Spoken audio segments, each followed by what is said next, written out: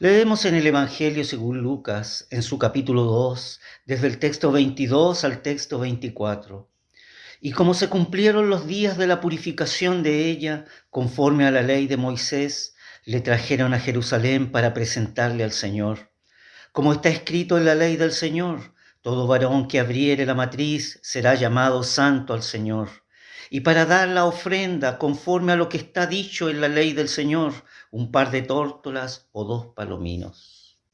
El cumplimiento de la ley sigue siendo para el evangelista Lucas el marco en que se ha de situarse lo extraordinario. En efecto, la expresión redaccional se describe detalladamente. Son un objetivo que se busca, o más bien una finalidad que se alcanza. Lucas describe aquí con un solo rasgo las prescripciones y su fiel observancia. La verdad es que la historia de la salvación no surge de la nada, sino de la observancia fiel y cotidiana de la ley, aquellos preceptos divinos, pero no la provoca. Sin embargo, la observancia humana, que no constituye más que su marco, es decir, su terreno, en donde la salvación solo puede ponerla en movimiento el Espíritu de Dios. A Lucas le gusta relatar este tipo de encuentros ciertamente dirigidos por Dios, episodios providenciales que señalan de forma narrativa la verdad y la importancia de las obras de Dios. En efecto, antepone las cualidades narrativas a la precisión jurídica, y así encontramos en su texto inspirado la purificación legal y la presentación del primogénito. Así, en primer lugar, tenemos la purificación legal. Recordamos lo que está especificado en el libro de Levítico en su capítulo 12, que la concepción y el nacimiento de un varón ocasionaba 7 días de impureza ceremonial a la madre y 33 días de exclusión del santuario. En otras palabras, durante todo ese tiempo, 40 días en total, la madre no podía acercarse al santuario. Pero al terminar los días de su purificación, tal como está escrito, y cuando los días de su purgación fueren cumplidos, por hijo o por hija, traerá un cordero de 1 año para holocausto y un palomino para expiación a la puerta del tabernáculo del testimonio al sacerdote. Con estos sacrificios la mujer quedaba limpia de su impureza legal. Y llama la atención, fíjese que Lucas utiliza aquí el vocablo en el griego koiné, catarismos, que significa purificarse, para manifestar de esa manera la ceremonia descrita en el libro de Levítico.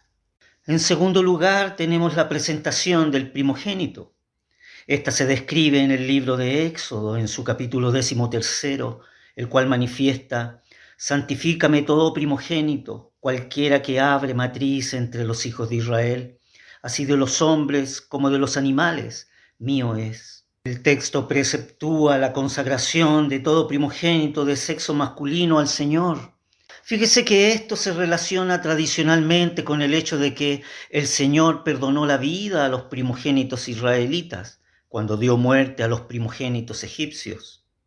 Aquí la idea original era que el primogénito debía dedicar su vida al servicio de Dios de un modo especial, pero de hecho fue la tribu de Leví la que se encargó de servir al Señor en el culto, sustituyendo a los primogénitos. Este notable aspecto veterotestamentario fue reconocido por las disposiciones legales expresadas después en el libro de Números, en su capítulo 18, que dispensaban al primogénito de tal servicio mediante el pago de 5 siclos de plata, es decir, 20 denarios.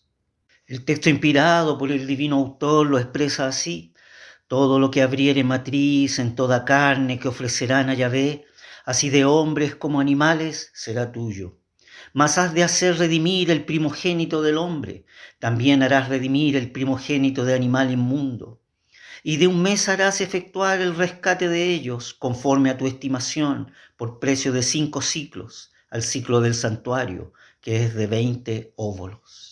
Tal suma debía pagarse en el santuario, es decir, en el templo. Pero Lucas, inspirado por el divino autor, no dice absolutamente nada del expendio de los 5 siclos de plata. Por el contrario, conecta con este acontecimiento el sacrificio de las 2 tórtolas o pillones, que de hecho están relacionados con la purificación de la madre. Por tanto, Lucas no piensa tanto en el rescate propiamente tal, sino que manifiesta implícitamente como una convicción profunda de que la pertenencia del recién nacido es del Señor. Es aquí donde encontramos un tema cristológico.